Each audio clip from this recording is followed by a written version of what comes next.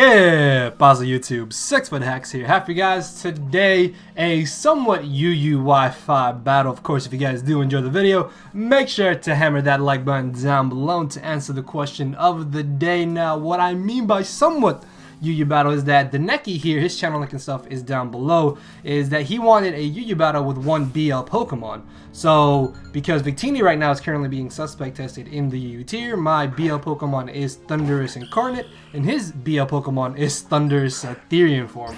So I got a hyper offensive team, as he has a pretty hyper offensive team as well. So he's going to be leading off with his Serena, as I'm going to be leading off with my Azelf. Turn 1, I unfortunately missed my Fire Blast, as he reveals to be dual screen Serena. Now I really don't want him to get up a light screen here, so I'm gonna go straight for the taunt as he does try to get up the second screen there, and now I will be able to take this chance to get on my Stealth Rocks. Yes, Serena does have access to Rapid Spin, but by getting up my Stealth Rocks here, I can force him to want to spin instead of going for the Trop Kick. As I go for the Fire Blast, this is actually a clean 2-hit KO, which is really nice because his Trop Kick is more or less a roll. So if he gets a really high damage roll on the next Trop Kick, he could potentially knock me out here. As his taunt wears off, I'm going to go for my rocks again, expecting him to predict me to go for the taunt, wanting to stop him from getting up his light screen, and then expecting him to want to go for the Trop Kick. As I am able to live, I will in return be able to not only knock out the Serena here, but guarantee that my Stealth Rocks stay up for the remainder of this match. And his Reflect has already been up for about 5 or 6 turns, which is really good because it's going to end here pretty soon. As he brings in the Mess Raid, I'm pretty sure this is going to be his Stealth Rocker, so I don't want him to potentially go for the rocks. As he does try to do that, I will be knocked out by any move he wants to go for, and I know the Fire Blast isn't going to knock him out, but I do get a little bit lucky here, and I get a burn as he knocks me out with the knockoff. This allows me to now get a free switch into my Sharpedo, which can definitely put in a lot of work against this team, except for the fact that he has Bewear. So, because he does have that Pokemon, I'm expecting him to want to switch directly into that, which is why I don't go for the Crunch here, and I actually go for the Waterfall. Unfortunately, I get a flinch there, but I'm pretty sure that he was still taunted, so he couldn't have got up his rocks either way. And unless he had something like Energy Ball or Thunderbolt, then he wouldn't have been able to do too much damage to my Sharpedo. And I guess he could have U-turned to save his Mesprit, but at that point Mesprit would have been really low anyway, so I really don't think that flinch matters in the long run of the match, because as you're about to see, Sharpedo doesn't exactly get to do much in this match because, again, this is a hyper offense team. I have no switch-ins to anything, especially not Bewear, which I'm expecting it to be Choice Banded, so I'm gonna go for the Protect, scout out to see what he wants to do, but no! This man, Danekii, pulls out the Z move, which turns into all-out pummeling. Now, because I did go for Protect, I'm still going to take 25% from this move, and I'm thinking, well, I can live this, right? I went for Protect, it's only going to do 25% of what it originally would have done. No, I just die! Like, my Sharpedo protected himself and still just got absolutely annihilated.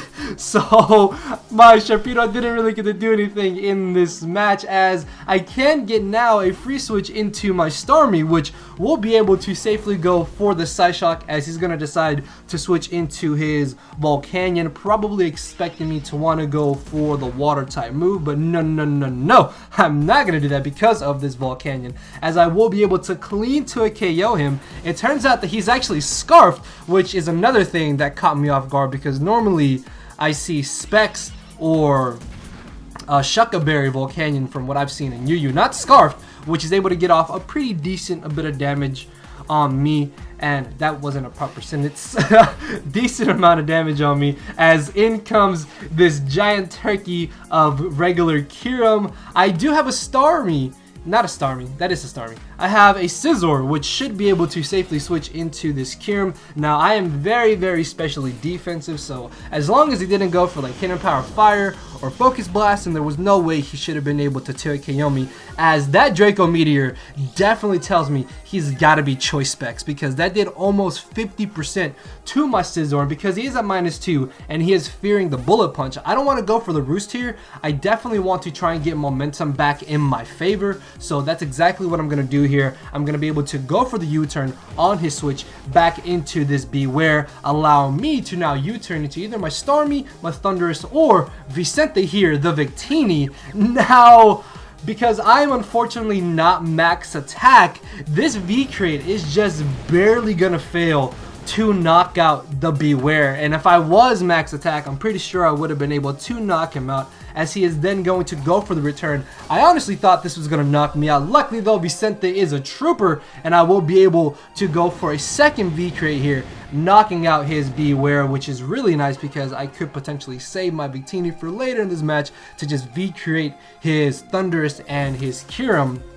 Unfortunately though, Thunderous Therian was pretty popular for running a double dance set, which means he could have agility and nasty plot. And if he gets up in agility, I could potentially get swept by this Thunderous, so I'm forced to leave in my Victini here to go for the V-Crate, as he actually reveals to have the Volt Switch. Now that is not to say that he still doesn't have the agility, because that could still very well be a thing. I just have to prevent him from going for that agility, as he Volt Switches into his last Mon, which is his Kyurem. I can now bring in my Scizor here, and I make a really bad play in going for the Bullet Punch. And what I mean by that is that I definitely should have gone for the U-turn and got off that little bit of chip damage, U-turned into my Starmie, because now if I leave in my Scizor to knock out this Kyurem, he gets a free switch into his Thunderous, which could potentially try and go for the agility, and at that point outspeed the remainder of my team, knock out Starmie,